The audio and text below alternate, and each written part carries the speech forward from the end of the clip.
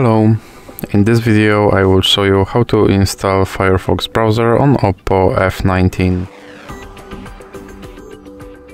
So you have to start with opening your Google Play Store and now click on search bar and type in Firefox and click search and now click install. Now you can click open. And here you can set your Firefox browser as your default browser, or you can click not now. Now you can try out the Firefox search widget, or you can click not now. Here you can sign in to quickly switch between devices, or you can click not now. And lastly, you can turn notifications from this browser, or you can click not now. And your Firefox browser is now installed and ready to use. So that's it for this video. If you liked it, please remember to leave a like and subscribe.